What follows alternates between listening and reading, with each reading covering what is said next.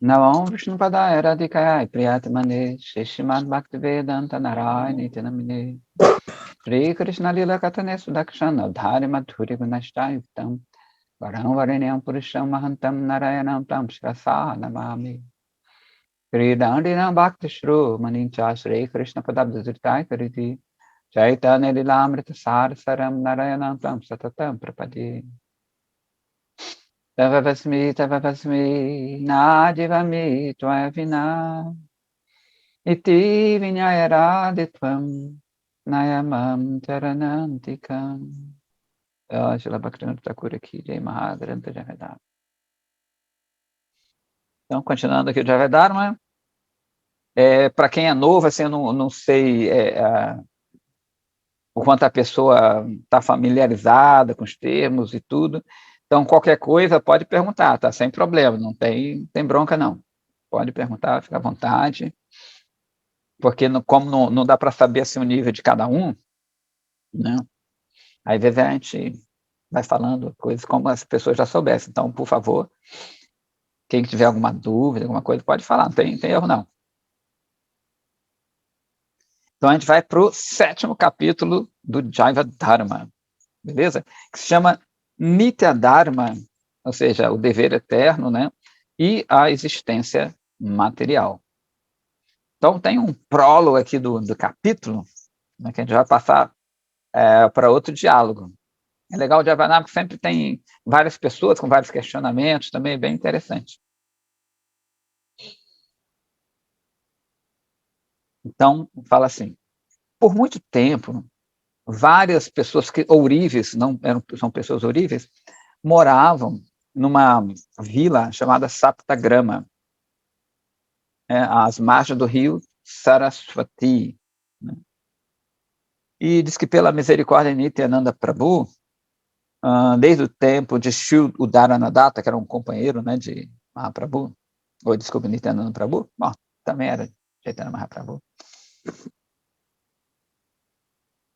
esses mercadores, né, eles aderiram ao Harinama, ao Cantar dos Santos Nomes. Né?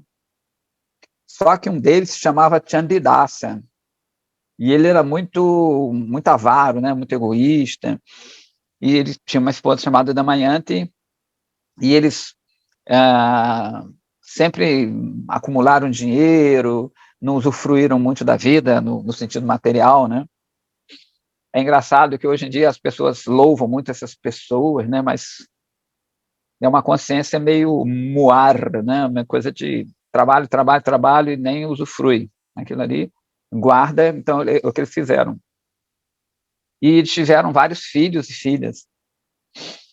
E os filhos e filhas tinham uma consciência pior que a deles, né?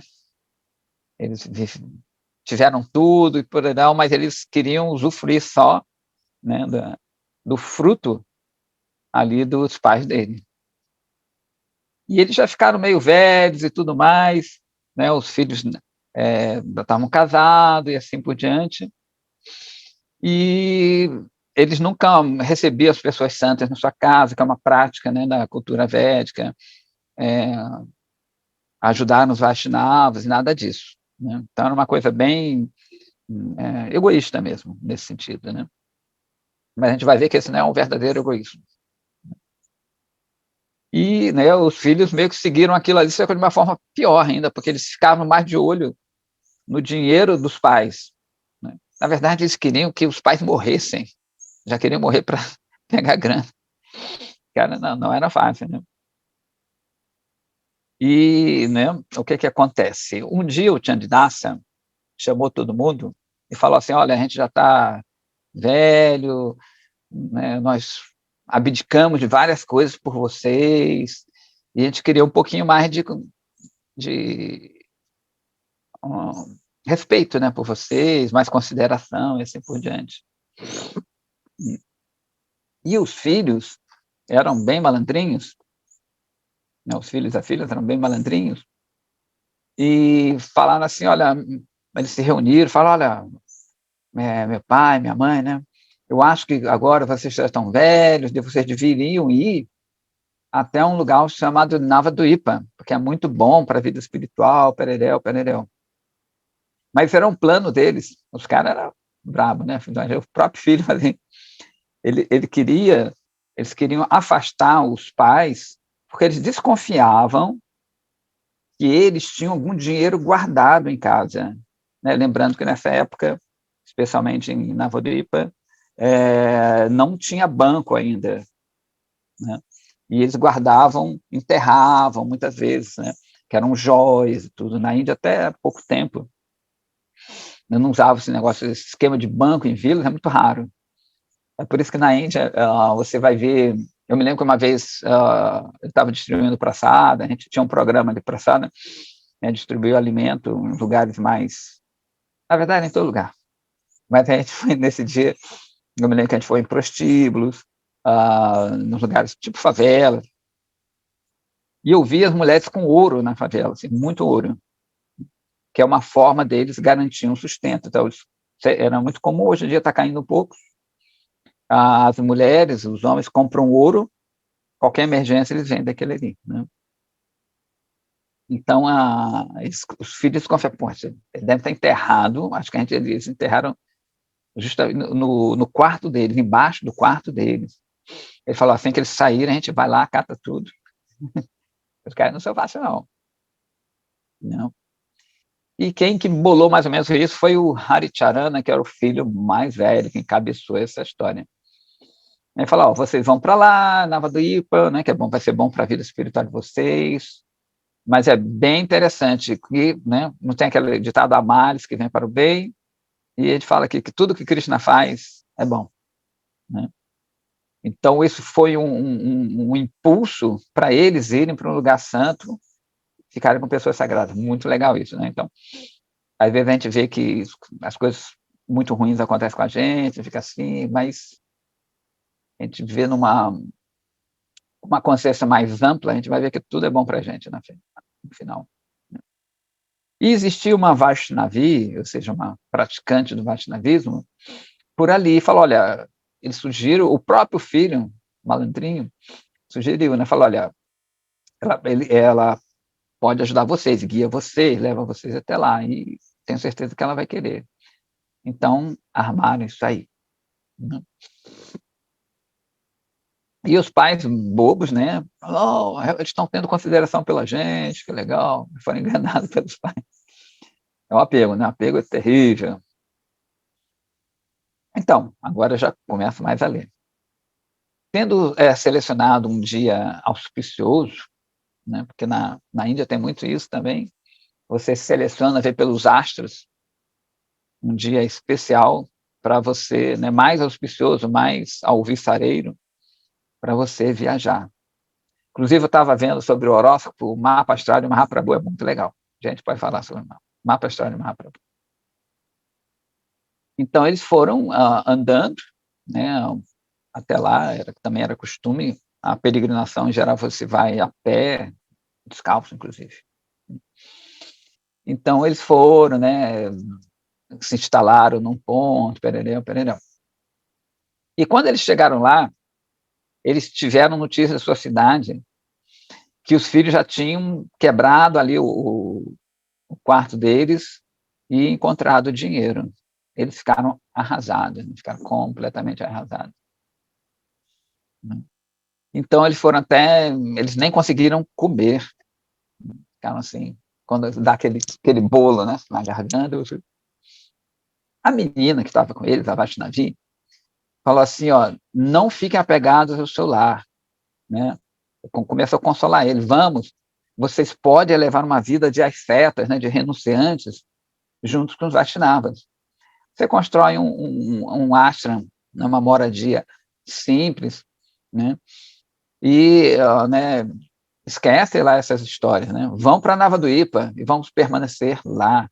Vocês podem se manter pedindo doações e tudo mais. Não existe melhor vida. Ainda faz assim. Não existe uma melhor vida para vocês. Que é bem interessante, né? A gente vai ficando velho, né? A nossa cultura é completamente contrário. A gente vai ficando velho e todo mundo acha que aquilo é bonitinho e que a gente tem que voltar ao tempo, né? Não, né, tem que se apegar cada vez mais à cultura védica mesmo, né? A gente vai ver que nem todo mundo na Índia segue isso, claro. A gente vê o caso aqui, claro, nítido, dos filhos e desses pais aí, né? E o correto, né, na cultura védica, você vai ficando velho, seus filhos já estão encaminhados, você vai procurar a vida espiritual. Aqui não, tem os bailes, né? Eu me lembro que eu vendo coisas indianas também, aí tinha uma época de negócio do baile de terceira idade, né? E todo mundo, não, pererel, que é justamente o contrário, cada vez você se apega mais, né? Não, que bonitinho, os dois juntos ali, fazendo um bocado de coisa. Olha como ela é moderninha. É justamente o contrário, né? Na cultura védica, não. Você já está caminhando meio para a morte. Então, quanto mais você se dedicar à vida espiritual, melhor, né? Aquele tempo que você teve com a família, que você fez o seu dever, o seu dharma, né? Ele é colocado um pouco mais de lado e vai começar o verdadeiro dharma, como a gente já falou, né? Tem o naimitika, aquele dharma ocasional, e o sanatana dharma, o dharma eterno, seu dever eterno, que é de você para com Deus e para com você mesmo, na verdade, né? Bem interessante isso aqui. Então, quando o Damayanti e o Chandidasa, que é o casal, né, pensaram no comportamento dos seus filhos, eles falaram assim repetidamente: seria melhor para nós morrer do que retornar à nossa casa, né? É a pessoa assim, né? A gente fica realmente, imagina uma vida toda trabalhando para aquilo ali, é difícil, né? Desapegar. No fim, eles ficaram por uns poucos dias na casa de um Vaishnava, na vila de Ambika, que é ali por perto. E depois eles foram para Shantipura e finalmente chegaram em Navadvipadhama, né? Não fiquem muito assustados com os nomes, né? São locais ali. Navadvipa fica na Bengala, né? E eles ficaram em Sri Mayapur por uns poucos dias com um parente que era mercador também. E começaram um tour, né, uma peregrinação, por 7 localidades de Navadvipa, às margens do rio Ganges. E depois eles foram para outros 7 locais em Kulia Grama. Grama quer dizer vilarejos, o vilarejo de Kulia. A gente vai ver muito isso, alguma coisa da grama, no outro lado do rio, né? Depois, nos dias, contudo, o seu apego por seus filhos, né, ressurgiu. Então, a gente vê que não é só chegar no local sagrado, que a gente vai falar também de uma excursão, de uma peregrinação no final do vídeo. A gente acha que às vezes vai para a Índia, aí já se purifica em 10 dias. Né? Gente, não é bem assim. Vidas e vidas, apegado, não sai de um dia para outro, não. Não tem casos raríssimos. Né? E o Chandidasa falou para sua esposa assim: vamos retornar para Saptagrama, que é o lugar dele. Né? Afinal de tudo, eles são nossos filhos, não são? Né? Eu acho que eles vão mostrar pelo menos um pouquinho de afeto, eles vão ter pela gente. Aquela menina que ajudou eles a chegar lá, aquela Vaishnavi, né? Vaishnavi é o feminino de Vaishnava, falou para elas assim: vocês não têm nenhuma dignidade? Olha, é capaz deles matarem vocês. Né? E quando o casal ouviu isso, eles se tocaram, bateu, caiu a ficha, e ficaram apreensivos. Fala assim: ó, respeitável Vaishnavi, né? Você pode retornar a seu local ali, né? Nós agora já entendemos o que está acontecendo. Vamos manter nossa existência por mendigar, aproximar-se de uma pessoa com instrução e nos ocuparmos em Bhagavad Bhajana, ou seja, em Bhajana, em adorar Bhagavan, adorar Deus. E essa menina que ajuda eles voltou para casa e, né, os pai e mãe desistiram de qualquer volta lá para seus filhos. E começaram a construir uma casinha em Grama, aonde morava Chakauri Chattopadhyaya, né? Então, pegando essas contribuições, instruções de muitas pessoas assim bem educadas, eles construíram essa cabaninha e começaram a viver por lá, direto, né? Kuliagrama é conhecido como lugar sagrado, onde as ofensas são erradicadas, né? E existe uma antiga crença, né, que esse é um lugar onde todas as ofensas elas são destruídas, né? Isso tem muitos lugares na Índia. Em Kuliagrama, esse lugar Kuliagrama aconteceram, se eu não me engano, 2 fatos com Gopala Chapaka. Ele ofendeu Mahaprabhu e pegou lepra. Aí Mahaprabhu curou ele. E tem outra pessoa que eu não me lembro agora também, que teve uma história assim, né, que desacreditou. Ele meio que essa pessoa, que eu não esqueci o nome agora, ele estava falando sobre o Bhagavata Purana, né, que é famoso Sapta, tem o Bhagavata Saptaha, que são 7 dias que você fala o Bhagavata Purana. Então, essa pessoa, ela começou, estava discutindo sobre o Bhagavata, né, discorrendo sobre o Bhagavata, e Srivasa Thakura, ele chegou, ficou lá no fundo, e começou a chorar, entrou em êxtase, né? E as pessoas que estavam ouvindo ele, falaram, esse cara está atrapalhando a gente não está conseguindo direito isso aí, né, ouvir isso direito, entendeu? E botaram ele para fora, pensaram que ele era uma pessoa comum. E o orador, ele não falou nada, né? Ele também acho que não percebeu, Srivasa Thakura. Isso antes de Mahaprabhu aparecer no planeta. E foi nesse lugar que depois Mahaprabhu perdoa ele, né? Na verdade, Srivasa, o próprio ofendido, digamos assim, ele não estava nem aí, ele nem ligou para isso. Mas Mahaprabhu não gostou, né? E depois ele começa a servir outro companheiro de Mahaprabhu e depois fica tudo certo. Então, foi nesse local, por isso que ele é conhecido como onde as ofensas são destruídas, né? Um dia, Chandirasa disse assim, mãe de Hari, não fale sobre os nossos filhos, não vamos falar nunca mais sobre eles, não vamos nem pensar, né, sobre eles. É interessante que ele já chama a esposa dele de mãe de Hari, né? E já está começando a ter outra perspectiva sobre relacionamentos e tudo. Ele continua, né? Nós nascemos numa família de mercadores por causa de muitas ofensas nossas. E devido ao nosso nascimento não muito legal, nós nos tornamos avaros e nunca prestamos nenhum serviço aos convidados ou aos Vaishnavas. Agora, se nós obtivermos qualquer riqueza aqui, certamente vamos servir aos convidados, de modo que possamos alcançar a auspiciosidade na próxima vida. Eu estava pensando, ele fala, né, em abrir uma loja de doces, né? A gente vai mendigar algumas rúpias de uns cavalheiros e vamos começar esse trabalho, né? Vê que a natureza dele de mercador é forte, né? De baixo é forte. E quando ele fala em servir os convidados, isso é super comum também na Índia, né? São preceitos que as pessoas que trabalham, a gente chama chefe de família, é costume, né, eles receberem pessoas nas suas casas e oferecerem praçada, né?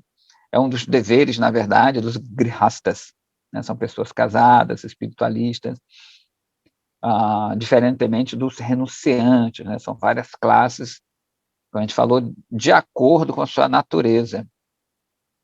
Então, quem tem grana, quem tem família, entendeu? Em geral, o que eles fazem? Eles recebem, né, convidados, tanto os Vaishnavas, pessoas santas, quanto as pessoas comuns, digamos assim, e para o que dá praçada para eles, dá também oportunidade deles usufruírem de algum benefício espiritual, né? Esse é um dever dos grihastas, né? Então, em pouco tempo, vê que o cara é um comerciante mesmo. Chandidas abriu uma lojinha, né? E começou a ter algum lucro também, todo dia. Então, o casal começou a servir 1 convidado diariamente. E eles conseguiram também dinheiro para comer, né? E, portanto, eles estavam vivendo assim numa boa, tranquila, né? O Chandidaça, ele tinha sido bem educado, né? E ele sentou, e agora ele sentava na sua loja, lendo um livro chamado Sri Krishna Vijaya, de Gunaraja Khanna, que é um companheiro de Mahaprabhu, que fala muito sobre as atividades de Krishna, né? As lidas de Krishna. Então, sempre quando ele tinha tempo, ele sentava na loja ali, não tinha cliente, ele começava ali. Ele, né, levava a cabo ali os seus deveres de forma honesta, servia os convidados com muita hospitabilidade. 5 ou 6 meses se passaram dessa forma. E quando as pessoas de Colia começaram né, que sabiam da história dele, começaram a desenvolver uma fé. E tinha de dar, pô, cara, legal, né? Ele passou isso, perereu, e agora ele está avançando espiritualmente. Nessa vila vivia também um grihasta brahmana chamado Yadava Dasa, que ele lia o Chaitanya Mangala, belíssimo livro sobre Chaitanya Mahaprabhu, todo dia. E o Chandidasa, né, ele e ela, né, ocasionalmente, eles iam ouvir essas palestras, né, e eles ficaram inspirados com esse rapaz, né, porque ele também era casado e levava uma vida espiritual junto lá com a sua esposa. Então é bem interessante, que o que vai acontecendo na vida deles, né? A gente vê que eles começam a partir desse convívio, né? Que é importante, que a gente sempre fala sadhu sangha, que é o convívio com pessoas que têm esse objetivo, né? Que tem essa prática, né? Então ele começou a ouvir, né, com o Harikata, e falou, pô, legal, poxa, eu quero ser que nem eles, né? Esse casal bacana, estão vivendo a vida espiritual ali, né? Então, um dia, o Chandidasa perguntou para o Yadavadasa, que fazia as palestras, né? O que é a existência material?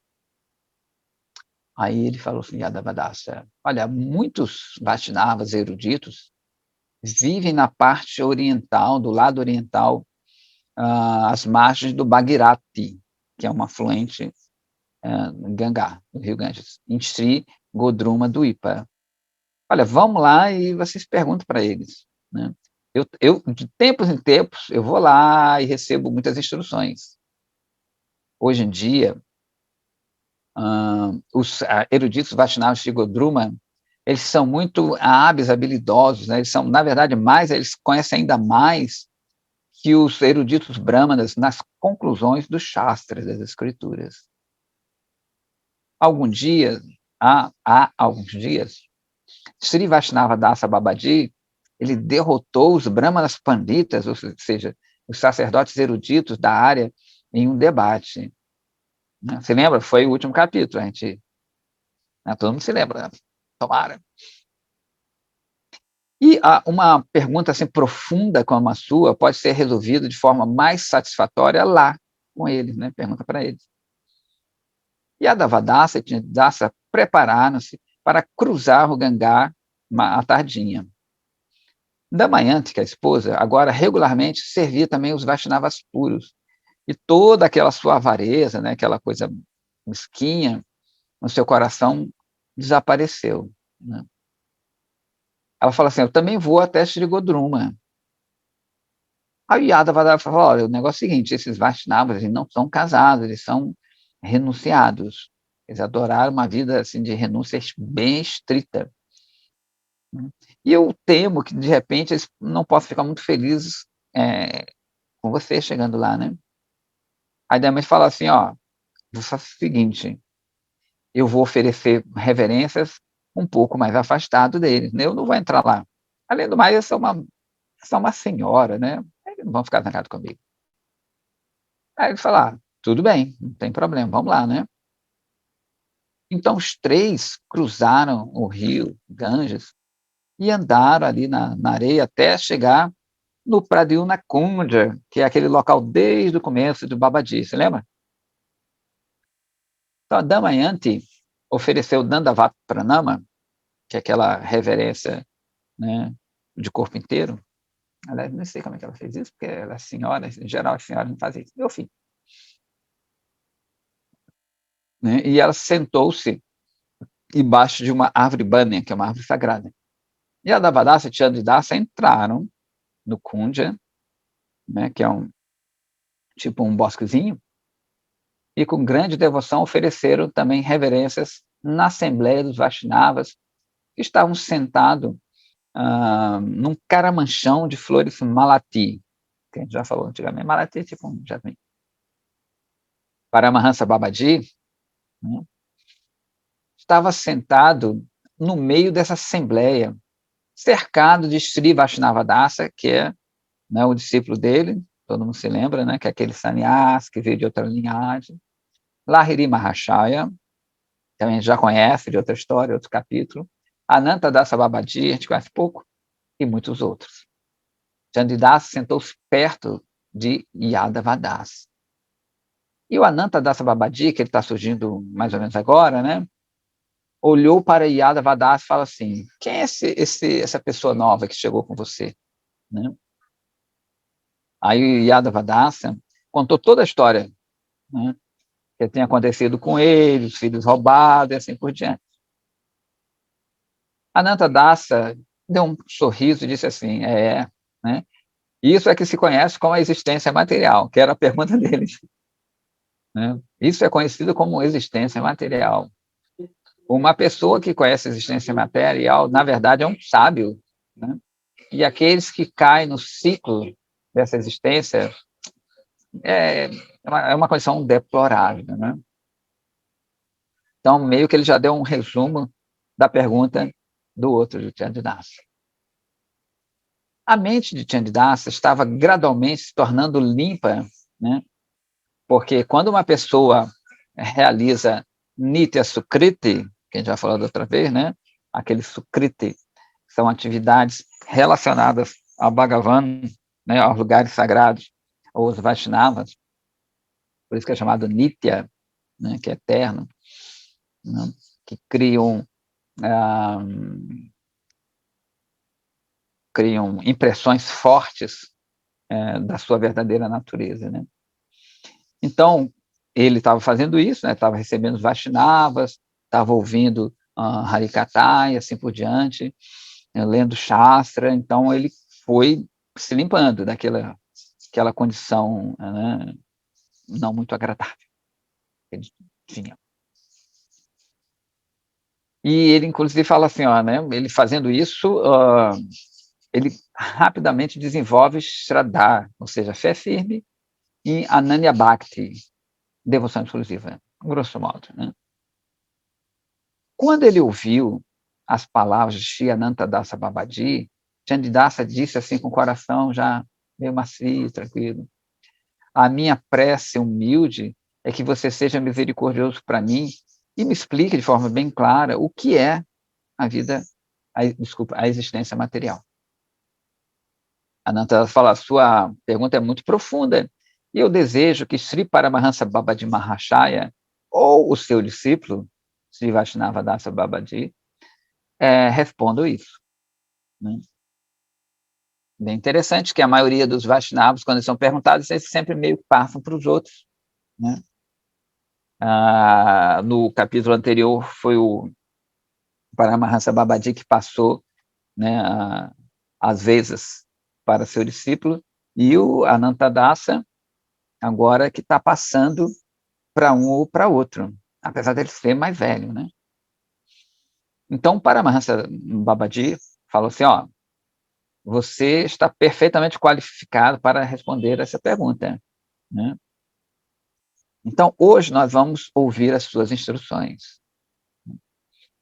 Bem interessante, que além da filosofia em si, a gente vê o trato, né? A gente sempre bate nessa tecla, do trato entre os Vaishnavas. Né? Então, ninguém está tão ansioso para falar, para tomar a frente do outro, existe uma etiqueta, né? O próprio Paranasambhadji, que é um dos mais velhos, né? Ele já passou para Anantadasa, que é mais velho que ele ainda, assim. Né? Não mais velho que eu saiba, eles não dizem idade, mas em devoção ele é superior, entre aspas, né? Nesse sentido. Então, a Anantadasa assim, quando, já que eu recebi, né? É que eu estou lendo em inglês, já que eu recebi essa ordem, certamente eu vou falar o que sei, né? Bem legal isso. Eu vou começar me lembrando dos pés de lótus do meu Gurudeva, Sri Pradyumna Brahmachari, que era um companheiro de Mahaprabhu, tem uma história bonita, né? Então, primeiro ele se lembra do Guru. E como a gente faz, né? Antes de ler ou fazer qualquer coisa, a gente primeiro se lembra de Gurudeva. Por isso que a gente oferece os pranamas, né? Aquelas preces ao mestre, que é justamente para a gente, pelo menos, tentar, né? Se lembrar de que a gente não é nada, e se a gente sabe alguma coisa, é pela misericórdia do Guru, né? Então ele começa assim: as divas existem em dois estados, o liberado e o condicionado. As divas liberadas desse mundo, né, incluem os devotos puros de Shri Krishna, que, pela misericórdia dele, nunca ficaram presos por Maya, que é a ilusão, né? Assim como as divas que foram liberadas da existência material. Então, nessa classe, ele vai chamar aqui de Mukta Dasha e Sansara Bada Dasha. Então, Mukta Dasha são aqueles que são eternamente livres, né, desse mundo. Então, tem duas classes. Os que, né, conseguiram sair da existência material e ficaram completamente liberados, e os que são eternamente, ou seja, nunca tiveram nesse mundo, aprisionados nesse mundo. Né? São as duas classes dentro de uma classe. Né? Então, as Badadivas, por outro lado, são aquelas que são esquecidas de Krishna e caíram nas garras de Maya desde tempos imemoriais. A gente já falou aqui, né? Isso que é interessante. Então, a gente nunca teve na companhia de Krishna, de Deus. Né?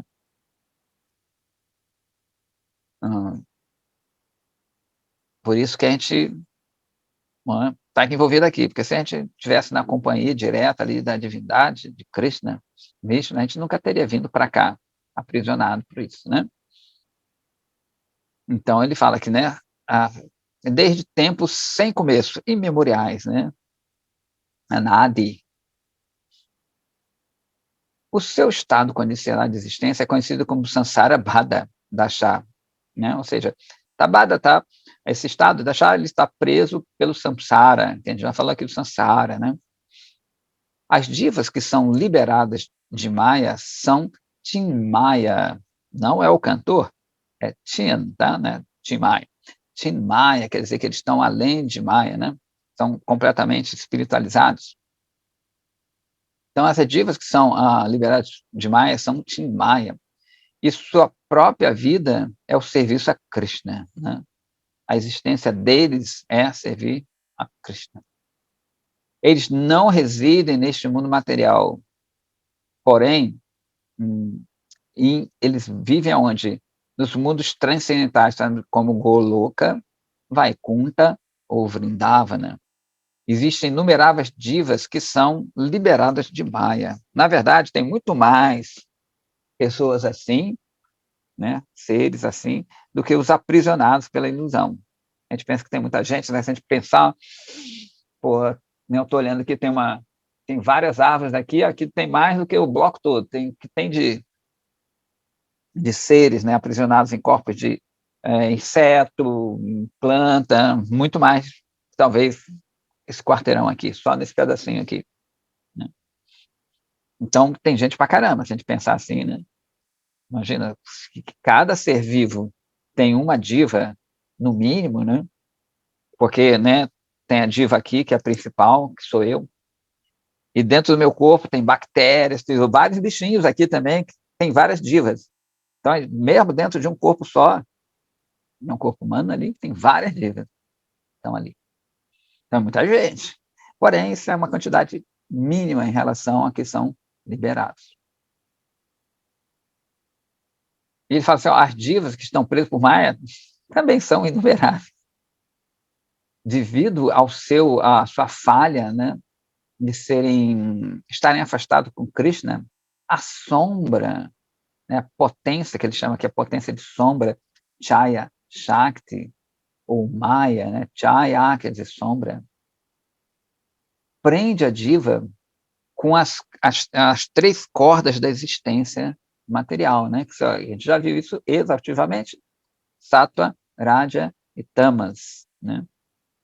Então, Guna, de novo, Guna quer dizer corda. As almas condicionadas aparecem numa variedade de estados de existência, de acordo com a influência das gradações destes gunas, né? A gente também traduz como qualidade, assim por diante. Modos, né? O pessoal gosta muito de modos na natureza. Considere a variedade dos corpos das divas, suas qualidades, suas aparências, natureza, movimento, condições de vida, é muita, muita gente. Ele continua assim, quando a diva entra na existência material, ele assume né, um novo tipo de egoísmo. Aqui é interessante frisar também, quando a gente fala egoísmo, nesse sentido, parece que o cara é egoísta, ele quer tudo para ele, né? Mas egoísmo é qualidade de você se achar alguma coisa, né? A característica da sua identidade, do seu ego, a característica de identidade, o que você acha que você é. Então, não é egoísta, eu tenho uma coisa, não divido com ninguém. Isso vai implicar, não, mas né, com essa consideração de egoísmo, mas é um pouco diferente. Então, ele fala assim, na existência pura, a diva tem um egoísmo, né, de ser o servo de Krishna, né? Ou seja, ela tem uma identificação com ela, entendeu? Então, não é esse egoísmo de, o pessoal confunde muito ego com orgulho também, né? Então, na cultura védica, né, a gente vai ver que são conceitos diferentes, um pouquinho. Porém, no estado condicionado, vários tipos de egoísmo, né, de considerações sobre o eu, fazem com que a entidade pense assim, eu sou um ser humano, eu sou um animal, eu sou uma pessoa desonrada, honrada, e ele tem um parágrafo só falando aqui sobre isso, né? Esse é o famoso falso egoísmo, né? Uma falsa concepção da sua identidade. E ele continua assim, além desse arrancar, ou arrancara, né, essa concepção de personalidade, outra função é conhecida como mamatar, né? É o sentido de posse. Mamatar, que tipo, é o sentido, isso é meu, isso é seu, e assim por diante. E quando isso acontece, vai existir esses pensamentos, né? Essa é a minha casa, a minha família, minha propriedade, né? Meu signo, eu sou assim, né? Isso vai fazer com que o samsara ocorra, né? Então, que fique bem entendido que o sentido de egoísmo é esse. Inclusive, quando o seu egoísmo aumenta, que é até interessante, é um pouco diferente aqui da gente também, digamos, que tem um egoísmo menor, digamos assim, no sentido de ego, sou eu e minha família, né? Aí o egoísmo, esse sentido de arrancar, ele vai crescendo. Eu e minha cidade, né? Eu e meu país, o ufanismo, né? Tem agora um negócio de Copa, né? Todo mundo torce pelo seu país, que é um egoísmo mais amplo. Eu e meu planeta, eu e meu cosmos, né? Então a gente vai pensando assim. É interessante que eu me lembro que eu vi um seriado que era uma invasão alienígena, e as pessoas, né, em geral, comem carne, entendeu? E esses alienígenas, eles eram, eles comiam carne humana, né, pendurados ali. E os seres humanos acharam aquilo absurdo, não, vamos lutar contra eles não podem fazer isso, entendeu? E eu me lembro que nessa história, o próprio cara falou, vocês são hipócritas, porque vocês fazem o mesmo com os outros seres, né? Como os alienígenas eram mais avançados tecnologicamente, eles se sentiram superiores. Então, para eles, eram simplesmente carne, né? Os seres humanos eram carne para comer. E é a mesma coisa que acontece, né? Por quê? Porque era eu, a Hamameti, que eles chamam, eu e meu. Eu sou superior a você, né? Você é inferior a mim, né? Esse é meu poder, né? E assim por diante. Bem interessante. E a Devadatta fala assim: os conceitos de eu e meu são ativos no estado condicionado, mas eles também existem no estado liberado, ou seja, quando você já transcendeu isso aqui, que é justamente, né, aquela famosa filosofia do Mayavada, né? E quando a gente acha que transcende, nossa, isso permeia quase todo mundo. Especialmente no Oriente, esse é um pensamento quase unânime, né? Que quando você transcende, todas essas concepções de eu e meu, elas acabam, né? Então você não tem mais uma identidade, não tem uma diferença. E o Anantadasa fala assim, sim, eles existem. Porém, isso aqui vai ser legal. No estado liberado, eles são espirituais e livres de qualquer falha, de qualquer defeito. Nesse estado, né, no mundo puro, espiritual, a diva se torna ciente da sua natureza pura, exatamente como ela foi criada, entre aspas, por Bhagavan, que, entre aspas, cabe aqui, porque eles não foram criados, né, nesse sentido de, não existiam e passaram a existir. Eles sempre existiram. Por isso que eles são transcendentes. Então, quando fala criado, eles foram criados por, quer dizer que eles não têm as qualidades completas de Bhagavan. São subservientes a Bhagavan, a Deus, né? Nessa morada espiritual, existem muitos tipos de verdadeiro egoísmo, né? O verdadeiro ego se manifesta. Por isso que a gente chama falso ego, a gente traduz ahankara como falso ego, né? Ou seja, uma concepção errônea de si. Então, nessa morada espiritual, existem muitos tipos de verdadeiro egoísmo, que é bom isso, né? Que possuem sua verdadeira característica de eu, sabe? Eles sabem quem são, né? Então, por isso, existe também muitos tipos de graça, ou seja, de trocas de sentimentos transcendentais. Todos os diferentes artefatos, digamos assim, espirituais, que é Tinmaya Upakarana, que formam os ingredientes de raça dessa troca amorosa, né, vem sob o nome de meu, entre aspas. Ou seja, a gente vai explicar aqui. O conceito lá no mundo transcendental, né, que eles acham que eles moram, essa é a minha cidade, digamos, na cidade de Krishna, Goloka. Os habitantes vão se sentir o quê? Pertencentes àquela cidade. Como aqui, né? Eu acho que eu sou brasileiro, o outro acha que é, sei lá o quê, baiano. Só que esse conceito ele é errôneo, né? Porque aqui existe a dualidade do eu e do pseudo-eu. Lá, eles falam assim, eu moro em Vraja, essa é a minha casa. Isso é verdadeiro, porque realmente é a constituição deles, eles moram ali. Não existe essa dualidade entre o corpo e o transcendente, né? Beleza? Então, lá existe, né? Isso vai existir lá, que é um reflexo daquela realidade. Né? Beleza? Tranquilo, né?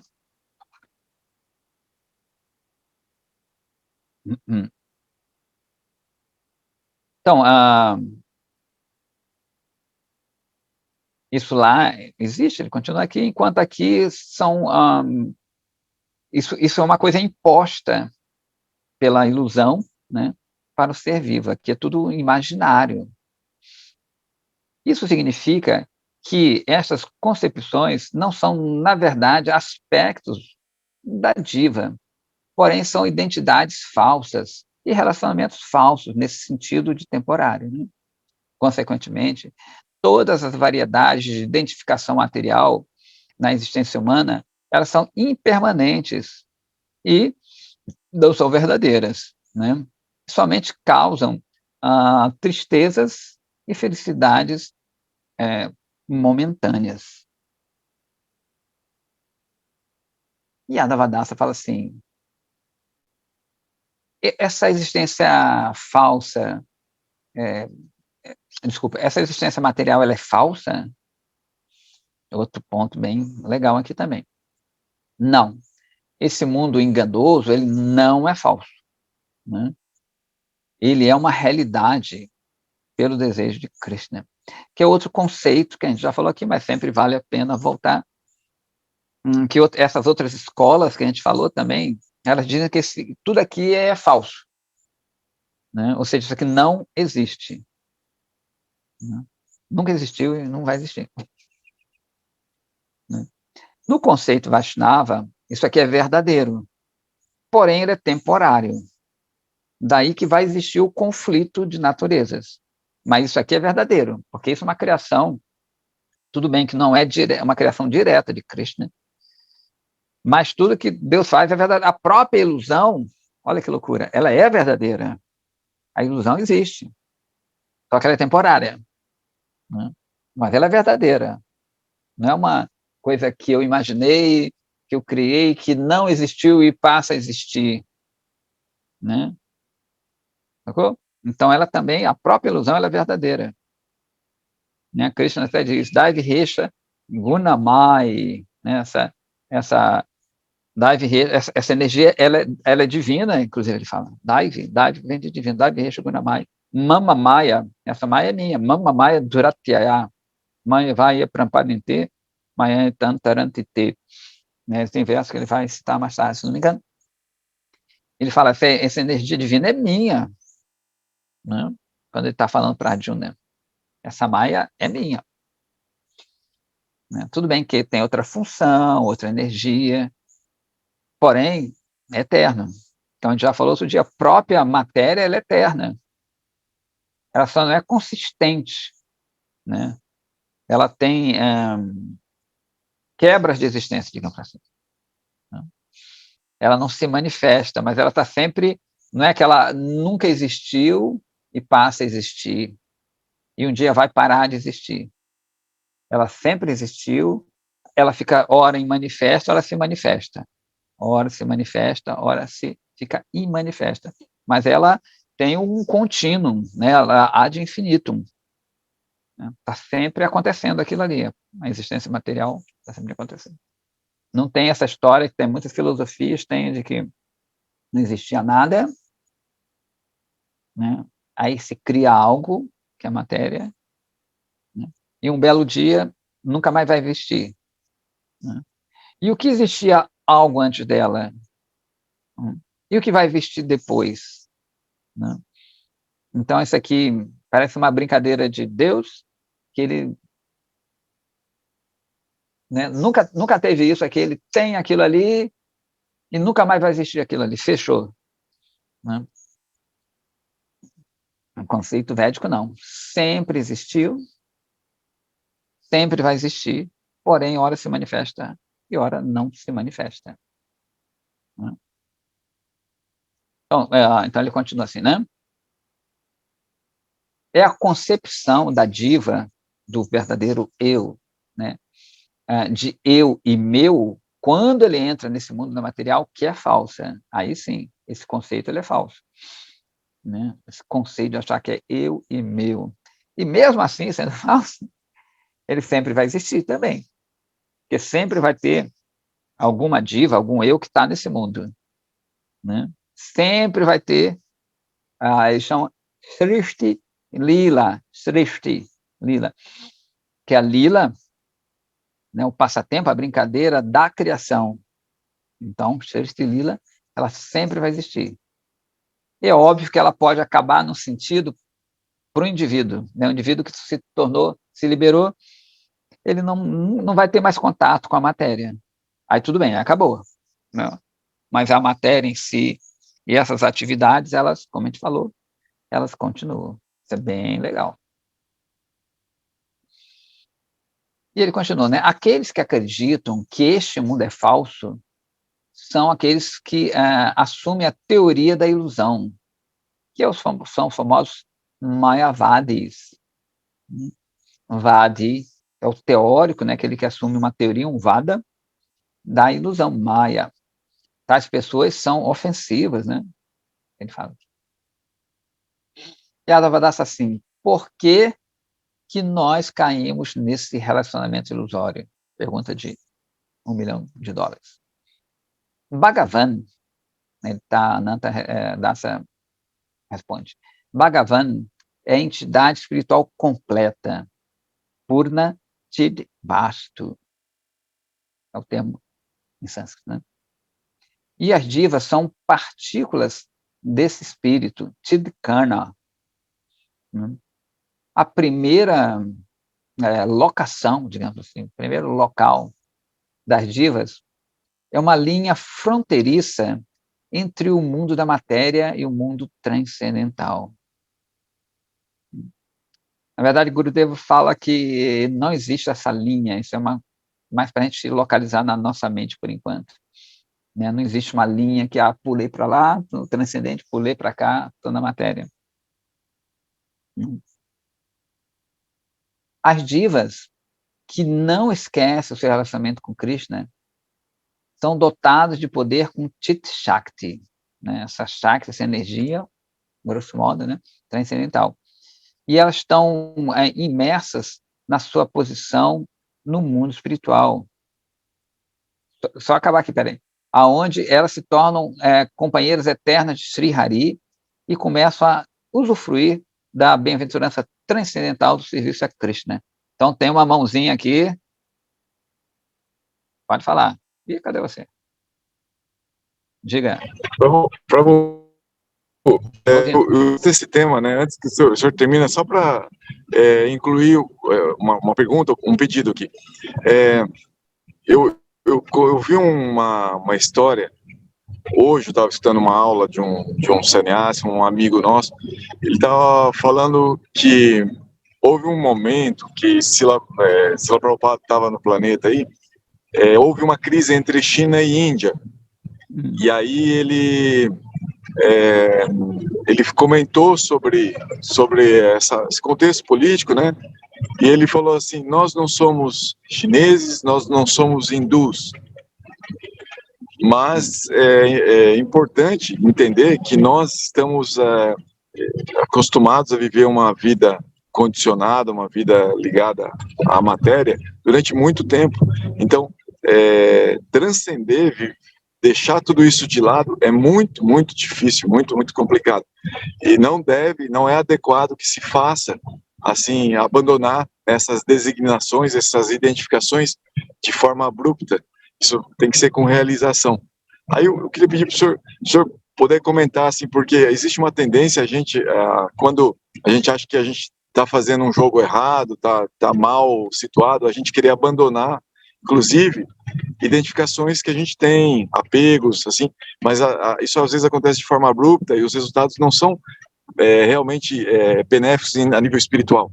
Então, como assim fazer isso assim de uma forma tranquila, gradual? Se eu puder comentar a esse respeito, assim, para dentro desse conceito de Bhakti Yoga, como é que isso se faz para que não seja, como o senhor estava dizendo, né, Mayavadi, assim, é ilusão tudo isso, então vou abandonar e pronto, né?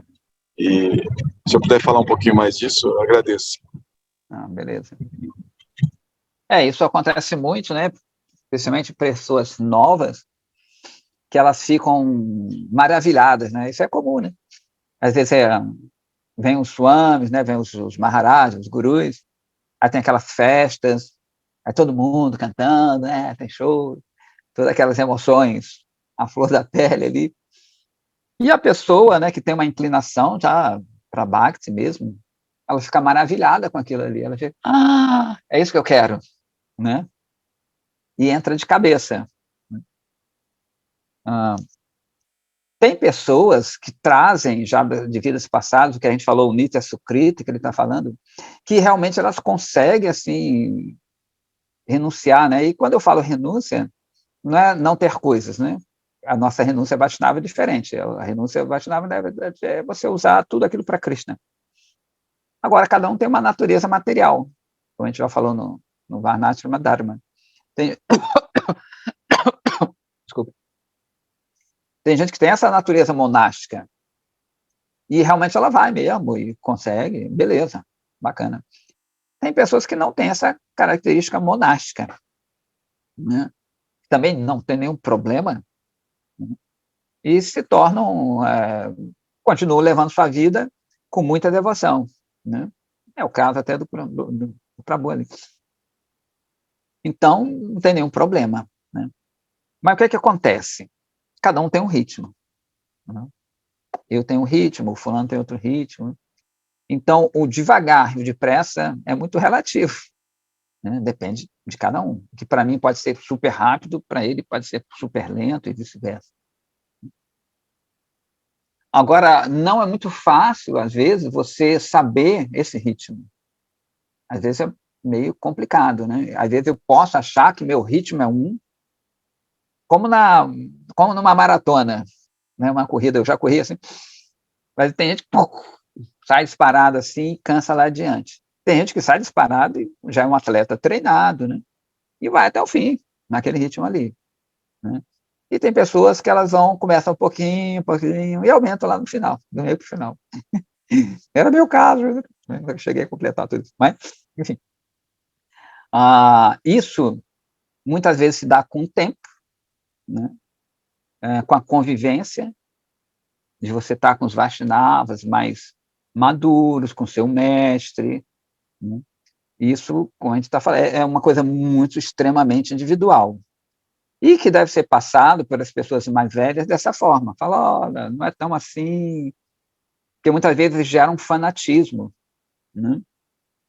Isso não é bom para a vida espiritual sua e o seu redor, né? Mas isso acontece muito. Então, a gente sempre comparava com comer prasadam, né? Prasada, aquele alimento que é oferecido a Cristo, entendeu? Se você pega um prato muito quente, né?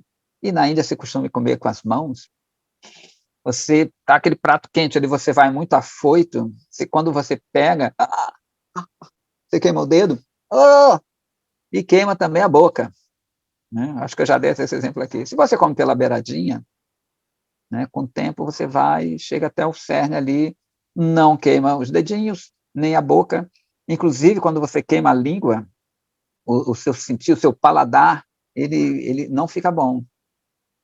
Então, o que é que acontece? Muitas pessoas que vão num ritmo muito rápido, eles até abandonam porque perdem o gosto. Eles vão naquele afã, naquele fanatismo. Tem uns que começam de uma forma fanática e depois entram no eixo. Entram, que é bem tranquilo, né? Mas isso é uma coisa muito individual e às vezes não adianta nem falar. Eu vejo isso. Às vezes não adianta. Você falou, a pessoa continua aquilo ali. Isso é um processo individual. Porém, é nosso dever, né, esclarecer que não é assim, perereu pandoce.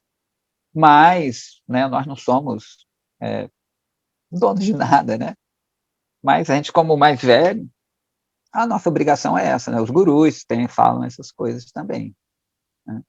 Então, é aconselhado que todo mundo vá aos poucos, né? Porém, de novo, né? Ao pouco de um pode ser rápido para o outro. Vá tranquilo, né? Vai com consciência, vai lendo, mas muitas vezes você adquire com tempo mesmo, com tempo de convivência com essas pessoas, né? Tem outra mãozinha ali, Lokanatha Ji. Jai Prabhu, Hare Krishna, minha reverência, Prabhu. Radhe, Jai Shri Bom Ram. dia a todos, Hare Krishna. Prabhu, eu vou fazer uma pergunta que, vou aproveitar Ai, o ai, gancho ai. que o Prabhu Gora deixou aí esse questionamento, e eu vou pegar esse vácuo aí. E queria lhe perguntar o seguinte, Prabhu, e essa pergunta eu já venho com ela já há um bom tempo, assim, perguntando em algumas aulas e tudo mais. A questão é, o que significa uma alma liberada? Certo? O que significa liberada? Porque a gente ouve falar, a gente escuta vários passatempos e vários passatempos, né, Vaishnavas, né, e a gente percebe que, primeiro, a gente cria uma ilusão, né, escutando isso, de que uma alma liberada é uma alma que ela não vem mais aqui, ela não encarna mais. E daqui a um pouco a gente escuta alguns passatempos, algumas histórias, onde a gente percebe que existem almas liberadas, mesmo encarnadas. É isso mesmo, Prabhu? É assim que funciona? Ou isso aí eu estou equivocado? Porque a pergunta ela vem no sentido de que a gente cria, assim, uma expectativa de que a gente ouve isso, né? O negócio é a gente não vir mais para a matéria. O negócio é a alma não vir mais para cá. Mas aí daqui a pouco a gente escuta algumas coisas e a gente entende que, mesmo encarnado, uma alma é liberada. É isso ou estou equivocado, Bruno?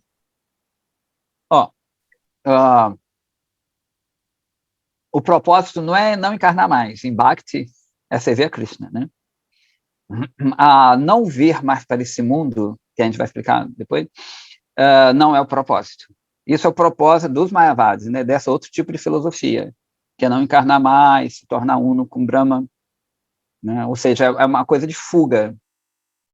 Em Bhakti, no começo a pessoa pode até ter, óbvio, tem um pouco disso, porque a gente ainda está identificado com esse corpo, está sofrendo, então a gente quer parar de sofrer, né? Mas não é o objetivo de Bhakti, né? Anyabhilashita Shunyana Karmada Anavritam Anukulena Krishna Nushilanam Bhakti Rutama, que esse é o verso clássico que define Bhakti. Então, Bhakti não tem uma ponta, mesmo Bhakti pura, não tem uma ponta de nenhum desejo para si.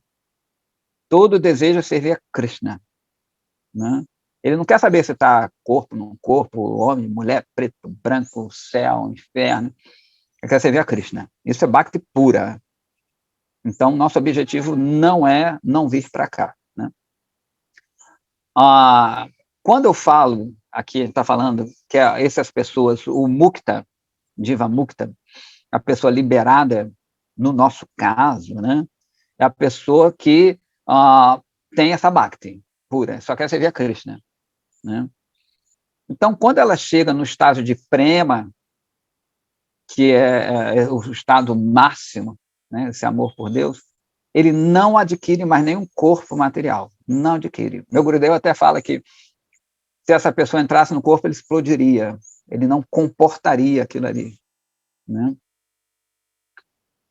Então, quando eu falo que essa pessoa nunca vem mais para o mundo, ou seja, quer dizer que ela não se envolve com os gunas, ela também é nirguna. Então, existem mestres, né, seres especiais que vêm, entre aspas, esse mundo.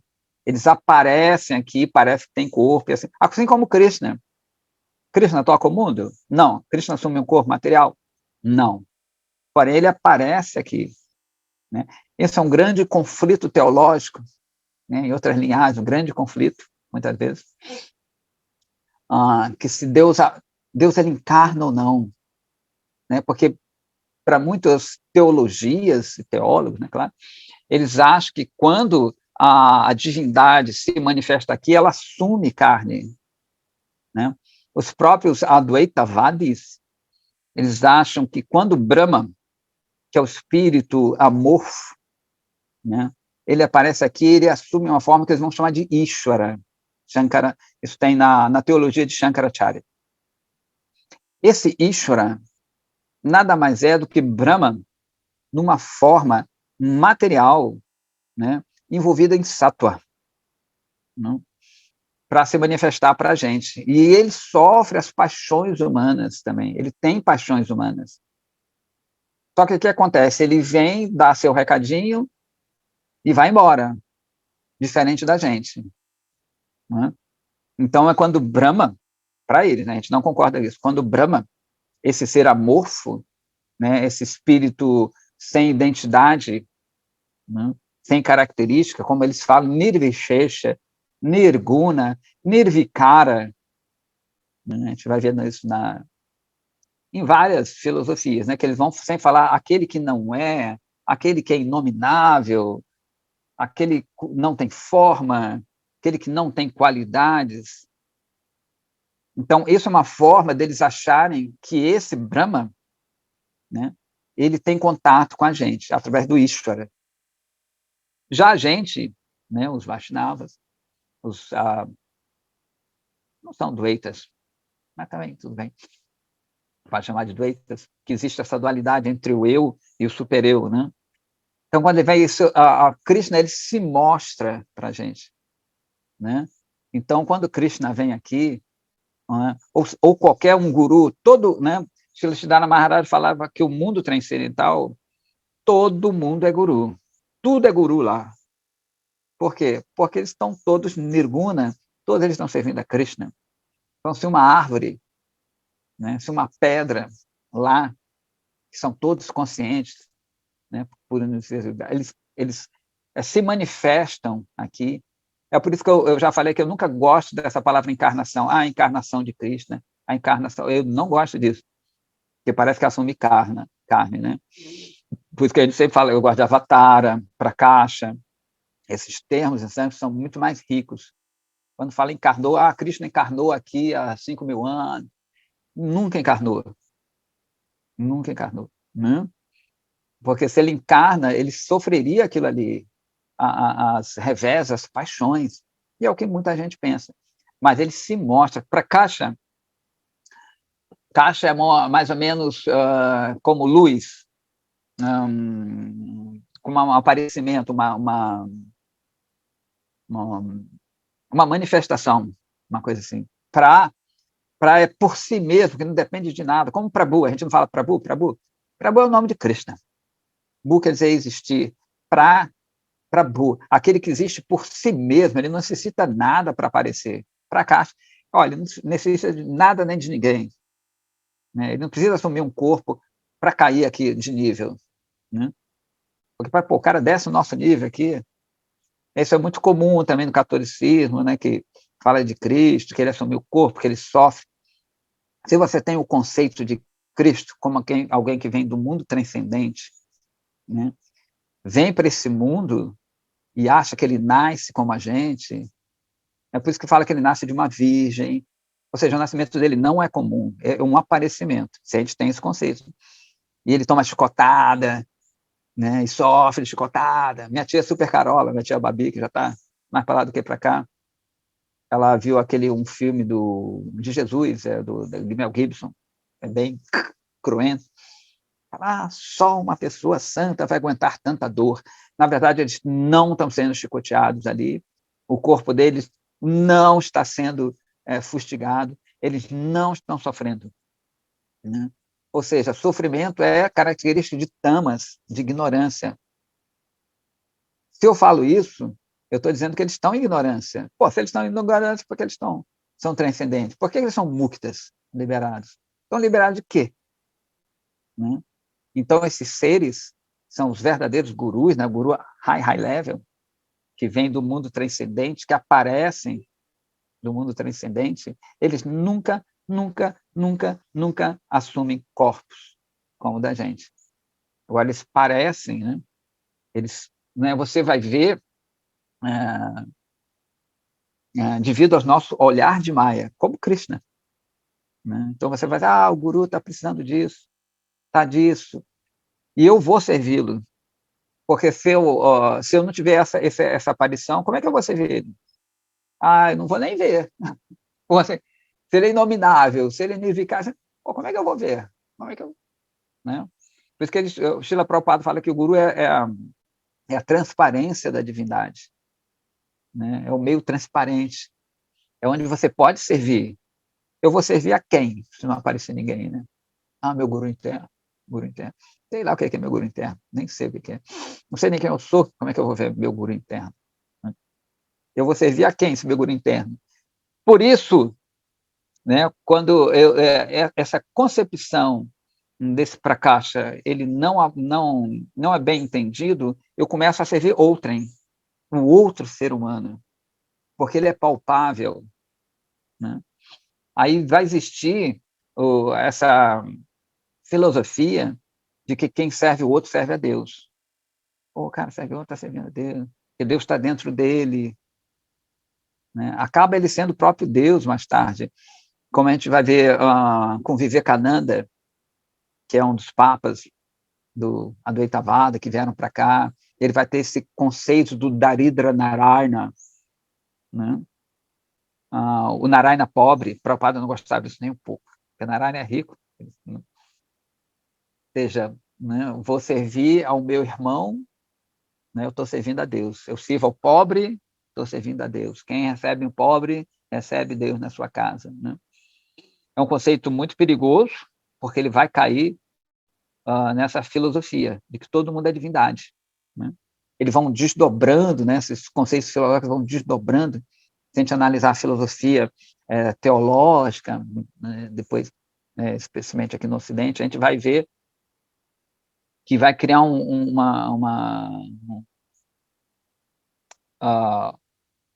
uma coisa bem errônea, né? Então, de novo, esses seres, eles aparecem, eles são prakasha também, né? Eles são avatara, né? Avatara, sempre a gente fala aqui, né? Tara quer dizer estrela, astro, ava que desce, aquele astro que desce, ele continua brilhando, né? Ele não para de brilhar, ele nunca assume cargo. Por isso que eu nunca, a gente vai até traduzir uns livros, eu refuto peremptoriamente, me nego peremptoriamente a botar a encarnação de fulano, não, que encarnação, manifestação, avatar, qualquer coisa é melhor do que a encarnação que vai gerar esse conceito, né? Então, de novo, quando a gente fala que eles não veem esse mundo material, quer dizer que eles não assumem esse pseudo-egoísmo que ele está falando aqui, essa falsa identificação, de achar que é assim, assado. Porém, para ensinar a gente, para ter contato com a gente, né, eles vão ver essas diferenças, né? É por isso que diz que tem vários níveis de guru. O Tama, que é o mais elevado, ele desce, entre aspas, ao patamar de Madhyama. Não é que ele caiu de nível, né? Mas ele, né, que nem um cara alto. O cara é alto, ele abaixa para, né, puxar o cara que está ali embaixo, um menorzinho. Mas quer dizer que ele ficou baixo, né? Ele fez aquilo ali para poder se comunicar com a gente. Senão, não consegue comunicar com a gente, né? Ele começa a mostrar para a gente essa diferença, porque o Tama Adhikari, esse guru high level, para ele está tudo bem, tudo é arranjo de Krishna, tá tranquilo, né? Por isso que ele desce, aí fala, Paulo, você está errado, nada está errado. Ele fala, não, ele fala para o discípulo, ó, você está fazendo coisa errada, dá bronca nele, elogia o outro, que a gente precisa disso, né? Espero ter respondido. Jai Prabhu, gratidão, Hare Krishna. Então, é importante se aprofundar filosoficamente para não surgir essas dúvidas, né? Para a gente não passar de forma errada. Com certeza. Porque isso aí já é uma teologia mais avançada mesmo. Sim. Pode analisar São Tomás de Aquino, Santo Agostinho, né, os católicos, o taoísmo, Shankara, Vivekananda, como a gente falou, quase todos, né, aqui dessa parte ocidental não muito, mas oriental, quase todos têm essa filosofia, né? Tem outros que nem isso, tudo realmente é falso, tudo é falso, você é falso, né? Mas o ensinamento deles é verdadeiro. Fala, ai, que horror. Eles ensinam que tudo isso aqui é falso. Vem cá, mas a sua afirmação pode ser falsa também, né? Por isso que Srila Prabhupada, eu sempre cito isso que é bacana. Srila Prabhupada falou que esse tipo de filosofia é um cachorro correndo atrás do rabo. Já viu o cachorro correndo? ele nunca vai alcançar o rabo. Né? É uma masturbação mental. Né? Porque eu estou tentando entender a divindade com o meu intelecto, a partir daqui. Né? O Vaishnavismo, o que ele fala? Fala, eu não quero nada, eu não sei nada, né? Você que me passa, eu não sei nada. Ele põe esse conceito de lado. Esse outro de filosofia, ele tenta entender, tenta pelo seu próprio esforço entender a divindade. Isso é, o esforço em si já é negativo a esse entendimento. Essa própria epistemologia, ela já é negativa. Né? A outra filosofia, mais ou menos, ela quer ser humilde, entre aspas, porque ela quer ser Brahman. Quem quer ser a divindade, como é que ela pode ser humilde? Né? Ela pode apresentar aqui aspectos de humildade, não come, não quer elogio, não quer nada. Mas isso é uma característica que ele quer para conseguir chegar a um ponto que ele é a própria divindade. Eu me lembro que eu dou palestra em outro lugar, a pessoa falou assim, eu vi uma coisa, ele fala assim, a coisa mais impressionante que eu vi quando ele encontrou um guru X, dessa linhagem, foi quando esse guru falou para mim assim, olha, a diferença entre nós dois, o guru falando para esse rapaz, é que eu sei que eu sou a divindade, e você não sabe. Aí ele achou aquilo maravilhoso. Oh! E a gente acha isso horrível. Né? Porque esse guru, ele pregava que todo mundo é divindade. Só que ele, como guru, ele sabia que ele era divindade. E os outros não. E ele vem ensinar isso para as pessoas. Né? Completamente contrário a gente. Ele achou uma maravilha, a gente achava isso o ó do Borogodó. Né? Coisa pior. E tudo parte dessa premissa. Né? Esse é o desenrolar filosófico que vai levar a essas pessoas a essa conclusão, né? Porque é um método ascendente. Eu, por meu esforço, seja um esforço de yoga, seja um esforço mental, intelectual, de conseguir chegar à divindade. Né? Porém, de novo, esse próprio esforço ele é negativo para Bhakti. Você vai alcançar outra coisa. Mas para essa devoção, para o amor, né? O amor você não entende, você se entrega. Né? Vou entender o que ela sente, o que ele sente. Não, ele fez isso, aquilo. É por causa disso. Não, né? Você sente. Aqui já o que a gente chama aqui de amor, né? A gente já pode perceber um pouquinho do transcendente, um pouquinho, pelo que a gente chama aqui de amor. Não tem esse negócio de entender, né? Quando eu começo a entender, eu começo a meio usar muita razão e não me entrego. Né? O amor, por isso que fala o amor é cego, né? Nesse sentido, tá? Nesse sentido. Então, não é porque você se entrega, você joga ali naquela história. Aqui não é bom isso, né? Na cultura védica é bom, a partir de um momento, claro. Senão cai no fanatismo. Né? E 7h52. Então, se não tiverem mais nenhuma perguntas, a gente pode... e tem um aviso! Uhul! Um aviso que é interessante. Estamos bolando a gente viu uns preços muito baratos para a Índia, assim, muito barato não, né? É um preço justo, por volta de R$5.000, para o ano que vem, outubro, em Kartika. Quem estiver interessado, a Flávia Tenório, que é a Titra, a gente está, através do Conexão Índia, que é uma coisa que a gente bolou, a gente está a fim de fazer uma pequena excursão, uma coisa livre também, ninguém fica preso aqui tem que ir para o lugar X ou Y, né? Mas tem em Vrindavan tem esse parikrama, essa peregrinação, e eu serviria como ela falou, como dama de companhia, apesar de que lá tem os sannyasis e tudo mais, eu seria mais ou menos um facilitador, né? É um mês, mas, de novo, ninguém precisa ficar um mês, quem puder ficar uma semana, tudo é bom demais, quem puder 15 dias, né? Não é uma coisa amarrada, completamente amarrada, porque cada um tem um horário, tem uma disponibilidade, não tem isso. Então, esse parikrama, ele consiste em todo dia você vai em lugares sagrados, tem dias que são de descanso, mas tem Harikata, tem e nesse dia de descanso eu posso levar também as pessoas para outros lugares, a gente conta histórias, é muito, muito, muito legal. Todo Vaishnava deve ir pelo menos uma vez na vida, né, para Vrindavan, ou Mayapur.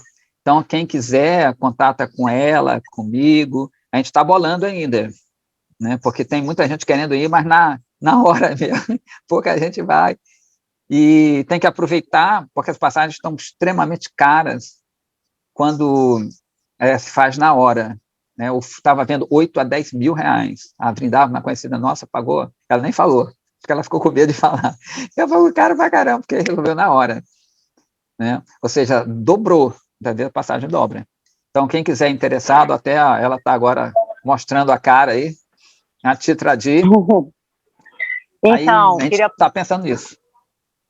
Então, queria aproveitar a fala do Priyarupa para dizer que ontem eu pesquisei a passagem, e a passagem o Priya pesquisou o período do Parikrama, que vai, se eu não me engano, do dia 27 ao dia 28 de novembro. Isso. Mas a passagem, nessa promoção da ferramenta que ele me passou, só está até o dia 21 de novembro. Então, acho que é como se não pudesse comprar menos de um ano antes. E aí eu até fiz um print e mandei para ele, ou seja, se a gente for nesse período de Parikrama, que eu já quero logo comprar passagem para poder garantir esse período, tem que esperar até chegar dia 30 ou dia 1º de dezembro para poder viabilizar o agendamento da companhia. Que é legal, né? Então, só para vocês ficarem ligados. Aí, quem quiser, é bem interessante. A gente vai ter também uma menina que sempre está lá, que ela fala hindi, ela já está traduzindo, fala muito legal. Quem não souber inglês, eu posso ajudar. Essa moça chamada Taruni vai nos apoiar também, e outras pessoas também locais, que o Priyarupa conhece muito bem, então acho que vai ser uma oportunidade incrível. Então, se vocês puderem ver essa coisa dos valores, é interessante, porque depois fica muito caro. É isso. Aí é bem legal. Quem puder ir, acho que fazer um esforço, vale a pena, hein? Porque tudo que a gente está vendo aqui, a gente vai ter uma prática mais intensa, né? Tudo que 5 mil é só a ida, né, Prabhu? Não, ida e volta. É uma promoção. 5 mil reais. Ida e volta. Ó, e pela British Airways, hein? Pela British Airways, que é uma companhia boa. Então, eu estou indo para a Índia dia 1 de fevereiro. Se eu não me engano, eu comprei minha passagem em abril desse ano, por 4.300. Então, foi uma super oportunidade. Eu comprei assim, vou comprar. E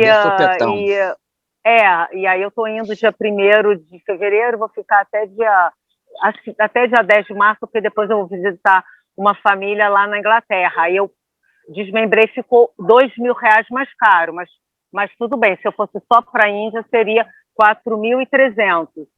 Então, vamos ficar ligado, que aí quando eu for comprar, porque eu vou comprar... Isso, vamos comprar, já tem gente aí, já tem a Vrindavan. Se eu tiver trabalho no meio do caminho, eu remanejo, mas eu vou comprar esse período, aí eu aviso para vocês, e o Priya também está ligado, que ele recebe o aviso, o alerta de promoção, aí a gente fica avisando para vocês. É legal, hein? Tá, muito bacana. Aí fica aquela coisa, né? Pela British, o tempo de espera é pouco, é uma excelente passagem. Você não fica... Que eu vi umas passagens que tu fica 20 horas lá, sei lá, 15 horas no aeroporto, né? E não é legal. E a British é uma companhia bem razoável, não é uma Emirates, mas, pô, já fui na Etiópia, que é um sufoco, vai para o banheiro lá na Etiópia.